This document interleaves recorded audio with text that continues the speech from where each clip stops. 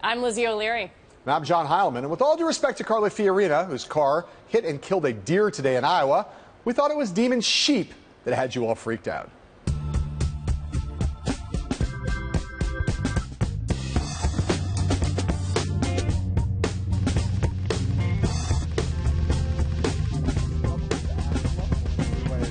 Demon sheep.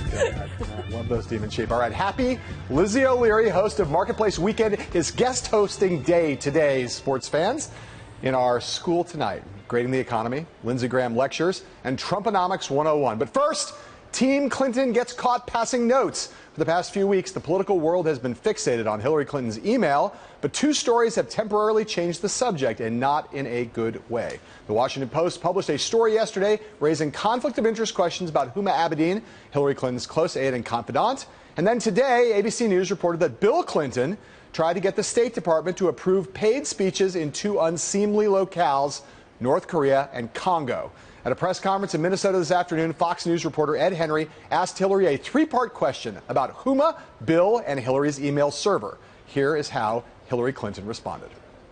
Let me answer one of your questions because I think that's what you are entitled to. And the first question that you asked about the process that was set up in my years as Secretary of State was for any request that my husband received to be sent to the State Department, to be vetted. He did neither of those speeches. Ms. O'Leary, yes. The question I have for you is this. Which of these two problems that Hillary Clinton currently has, her email server and all the problems entailed there, and these other problems, her husband, foundation, speech giving, money making, which of those strike you as the bigger political problem for her going forward? First, if you're a reporter, never ask a smart politician a three-part question because they won't take it. But look, I'm a money person. I cover politics, but really through an economic lens. To me, the money is always the thing that draws people back, but it's complicated. I think voters sometimes have a hard time following the tangles between the foundation, the donors, President Clinton, ex-President Clinton, asking to give these speeches with a pretty hefty price tag to them. Yes. What's that number? $650,000. For the speech in the Congo. Now, I think a lot of voters have a hard time following the money, but I think $650,000 sounds like a lot of money to a lot of people to go and speak. It is. To go and speak in an unpleasant place. I have always thought that the foundation, the speechifying, the money making, and the tangle with the State Department was a bigger political problem. I've slightly revised my view on that. Tell me why. Well, I think as soon as you start talking about the Federal Bureau of Investigation investigating you, and that raises the specter of potential criminal, not yet criminal, but potential criminal charges against someone involved in this. I think the FBI's involvement raises the stakes on the email thing. But this story coming back has a lot of people nervous because it's something a lot of folks sort of who were around her thought was kind of behind it. Well, and it has hard numbers potentially attached to it. We like those as journalists. Right. Well, and Bill Clinton attached to it also. And, you know, he is a huge asset to her, but sometimes can be a little bit of a problem.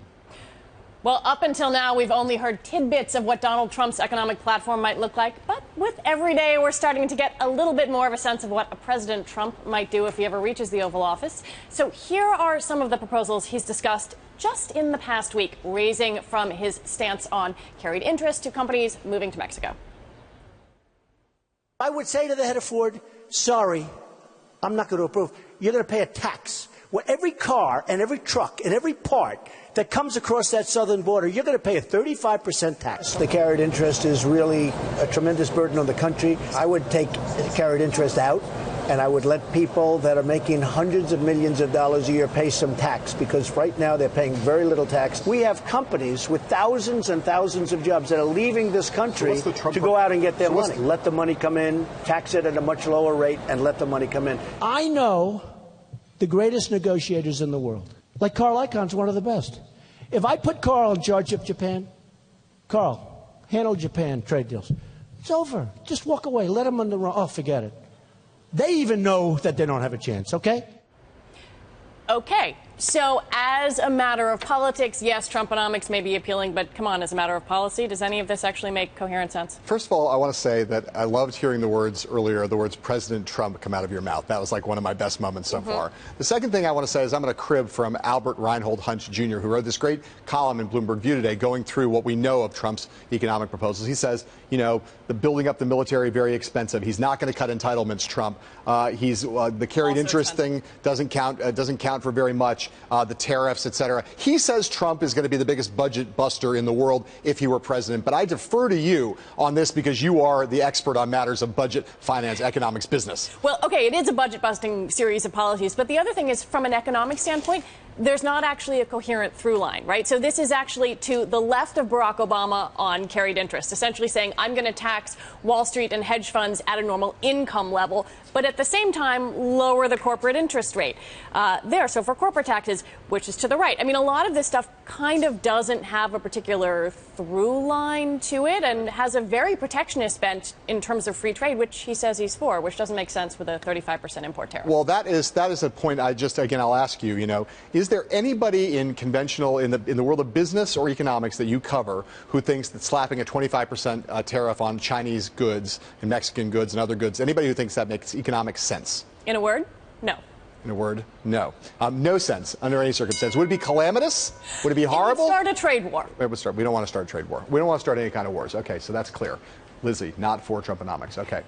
It has been a wild, wild week for Wall Street. Stocks were first in free fall because of concerns about the health of China's economy. The market's rebounded since then, but was basically flat today. At the same time, as President Obama noted in his speech yesterday in New Orleans, the GDP figure for the second quarter has been revised to a blistering 3.7%. That's up from the initial figure of 2.3%. Lizzie, again, I turn to you with your expertise. I am a simple man. I keep my money in a mattress. Yeah. I look at the stock market going crazy, up and down and up and down. I look at GDP growth looking pretty strong. How do we reconcile the picture of what's happening in the financial market with what's happening apparently in the real economy?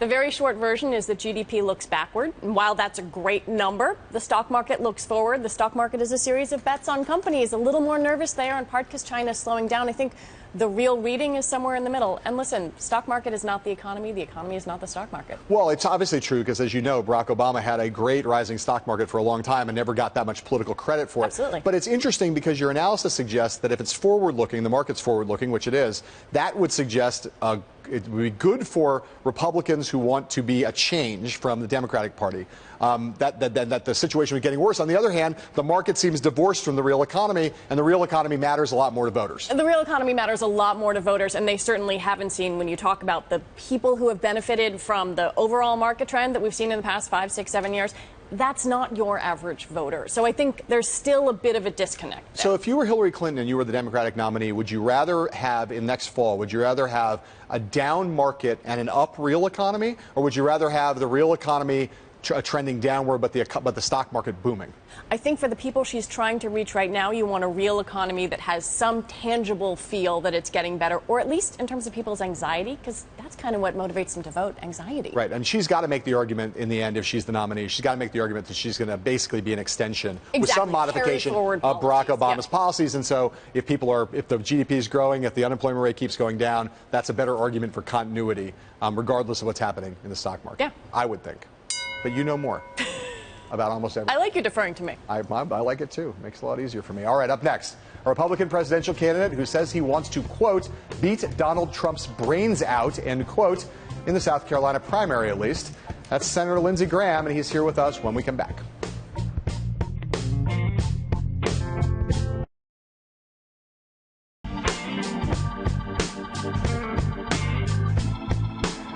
With us tonight from Manchester, New Hampshire, Republican presidential candidate, South Carolina senator, and moonlighting stand-up comedian, Lindsey Graham. Senator Graham, great to have you. This has been, as we were just I'll be in the Poconos this weekend. I'll be here all week. We have been talking a little bit about the situation with the market this week. Obviously, it's been an up and down week, and a lot of people blaming China, the Chinese economy, Chinese devaluation for some of that. Some of your rivals, Senator Rubio, first Senator Walker said we should cancel the Chinese state dinner.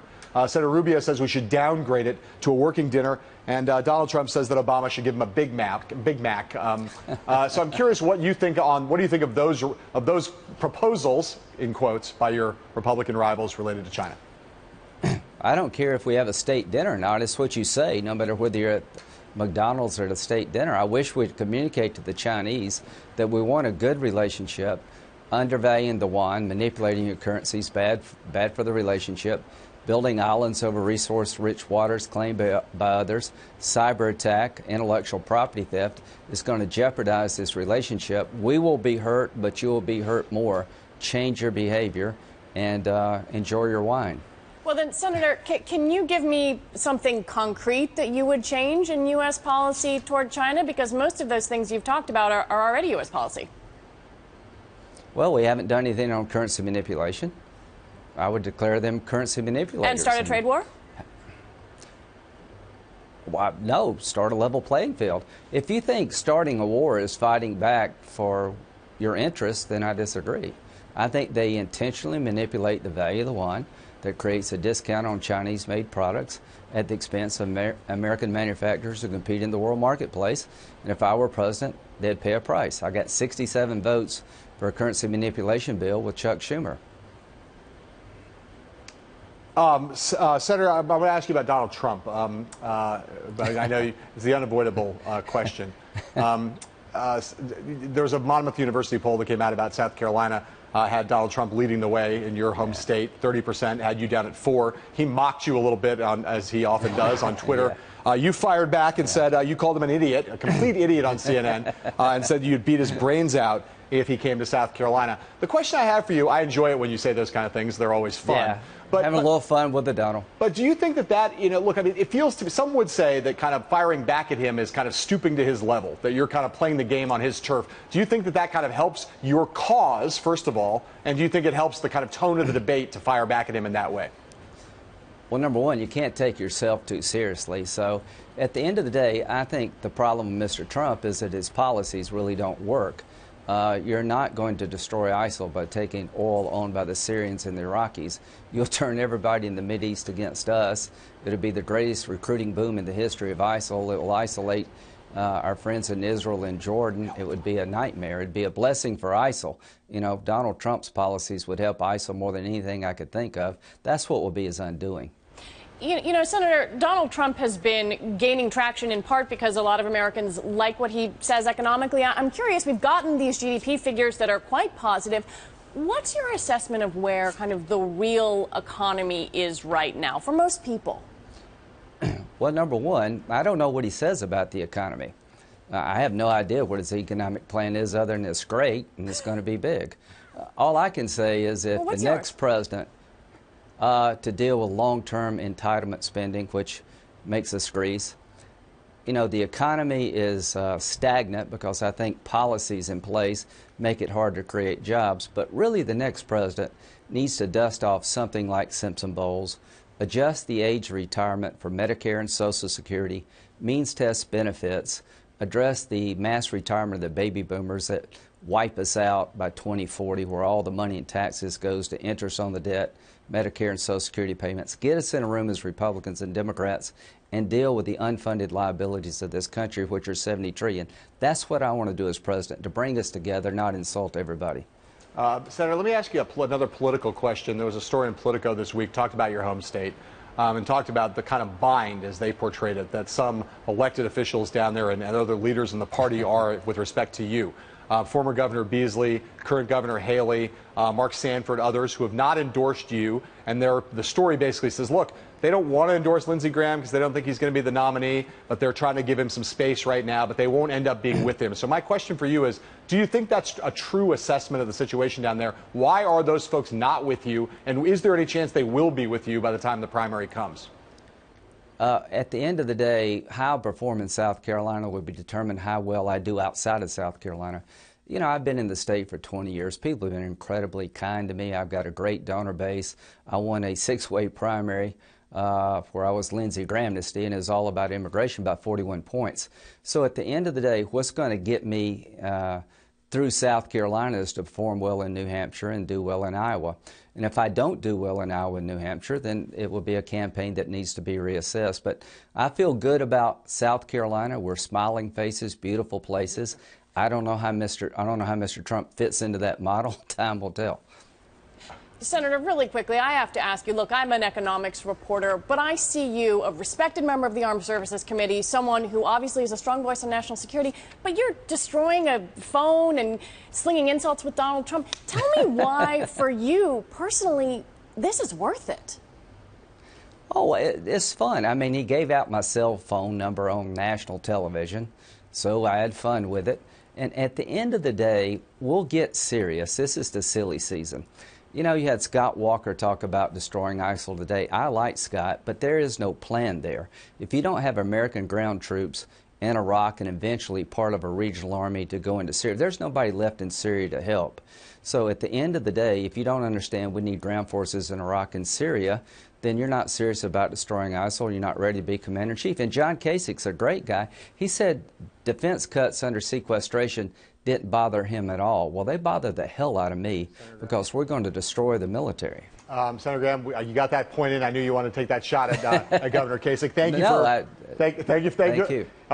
We'll come back and discuss that in more length the next time. All right, coming up, Mark and I got an exclusive tour of Donald Trump's Manhattan campaign headquarters earlier this week. We will show you what we found after these words from our sponsors.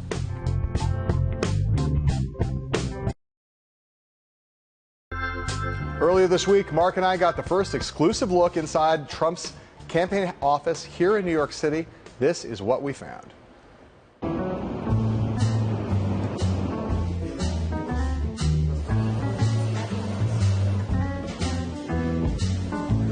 Hi, how are you? Have you worked on a presidential campaign before? No, I just graduated from NYU.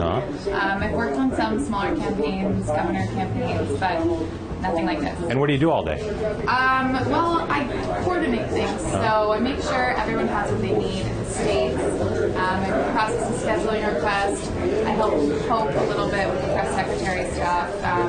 Just basically make sure everything's running on track or as much as possible. And where did you first meet Mr. Trump? Well, I first met him when I started working there. And what was that like? Upstairs. Well, a little nerve-wracking, but he is incredibly nice. Right here. Look at that. This is where Corey works. Corey is on the phone. We're not listening to his call, but this is where Trump's campaign manager works. He's from New Hampshire, so he's got a nice "Don't tread on me." Let's not forget about the most important part of this office. The sign that says "Do your job." Do your job sign. Corey, this is where you work. This is it, man. This is the campaign manager's office. You've worked in how many campaigns, roughly?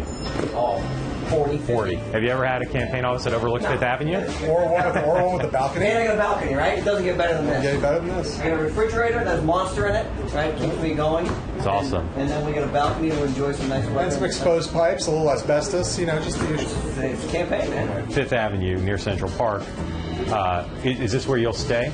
This is the headquarters? This is it, 100%. So we'll take over this whole floor. We've got room to grow. In addition to this space, we've got additional space in the building if we want it. The problem is, right, we pay fair market value just as if we were renting this to anybody else. Because that's what the FEC requires. So what Not is cheap. Not cheap. Not cheap. Not cheap.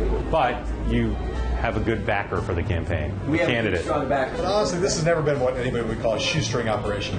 Well, look, we run the campaign, and I've said this to everybody. We run the campaign like a business, right? We make sure that when we go spend money, we're getting a return on our investment. We don't waste money. We don't have high-priced consultants. But not every candidate has his own helicopter or his own plane. That's all I'm saying. It's a little different. It's a little bit more like the filet mignon. Well, we try and negotiate everything.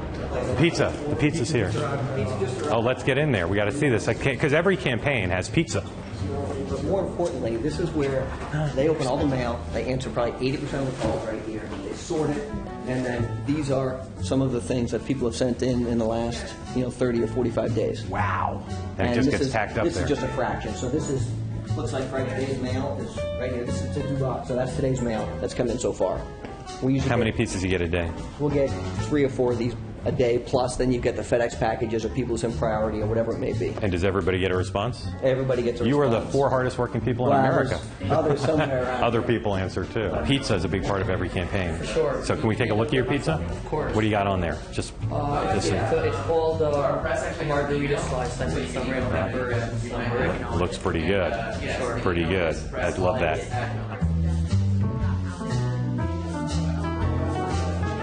I am doing a lot, scheduling, answering phone calls, doing the mail. Have you ever worked for a campaign before? I have. I worked at a city council campaign. And what inspired you to work for Mr. Trump?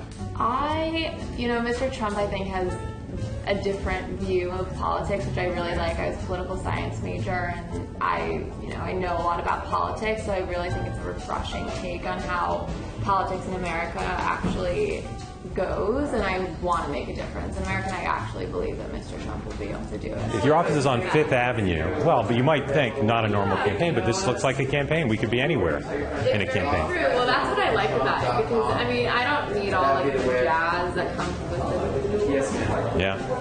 Trump name. I think it's more just about grassroots and making America great again. I'm not saying you should lose your job, but that woman is awesome. Yes. She's so on message. It's great. Amazing. She's great. Everything she said. Volunteers who were here for a week. Every sentence ended with "Make America Great Again." See? Everything I asked her. What are you having for lunch? Pizza. Make America Great Again. Trump belts, custom belts. Make America. Has Mr. Trump seen these and been offered the opportunity to wear them? And so then this flag was made for us too. Don't tread on Trump. Oh my God! I didn't even notice it said "Don't tread on Pretty cool, Trump." right? And people just send this stuff. Yeah. So a guy in Pennsylvania just said, "Hey, I'm going to send you a flag. Would you put it up in your office?" I said, "Of course." So he did that, and then this woman said, "These two belts are." Are those suitable for wearing? They look big. If you're a 44 to a 48, she said. Okay. Those seem big. You quit your job and came here as a volunteer? Yep. And did you ever work on a campaign? No. Trip director for a leading presidential candidate is normally something people spend their lives working up to. How'd you get this job? Just showed up, said I work for free. I'll do whatever the campaign needs. This is not being critical, but you're wearing a tie today. Is that because that's office policy, or? Yeah, I think everybody wears a tie. Yeah, because in most campaigns, like up in Burlington, Vermont, I think they'd be wearing tie-dye shirts and ripped jeans or cut-off shorts. Is that Sanders' campaign? Exactly. Did you come here because you knew somebody, or you like Donald Trump? Oh, love Donald Trump. Yeah. What made you Watched love the him? announcement from our work on 6th Avenue. And said what to yourself? I said, I'm going to go work for that guy. So I just emailed the homepage. Showed up. Props. I don't know if you can see in here. This thing's padlocked, but this used to be the office space of the Apprentice, and this is, I guess, where the props were. This is where they filmed The Apprentice, and so we may be. This is once we branch out, we may be moving. The floor we're going to is where they filmed it. This is up here is where the boardroom is and everything from the show. Is it still there? Yeah. Oh, here we go. You're working one floor below where the magic happened. Yeah. Right here. Look at this. All right, let's take a quick peek at the table, shall we? This is it. This is the famous board table. Covered back up for posterity. But again, I think you should have like your campaign meetings in here. All right, let's see over here. We got office supplies, packets, iPhone covers, buttons, Make America Great Again, Trump, the celebrity president, you're Donald, you're hired, the hat, the famous hats, Trump ties, and the proving this is the campaign headquarters. The one piece of food we've seen is the monster. We will be right back. Apparently, Sarah Palin did not much like the questions we asked Donald Trump about the Bible in our interview earlier this week. She wrote on Facebook, quote, "These reporters try to trip up conservatives can go pound sand until they ask the same things of their favorite liberal pals," end quote. As soon as any of our, quote, liberal pals start saying repeatedly that the Bible is their favorite book, we'll do just that. We start rolling out our new Bloomberg Politics Iowa poll this weekend. I'm thanking Lizzie O'Leary for being here with me. Thanks, John. And until Monday. Sayonara.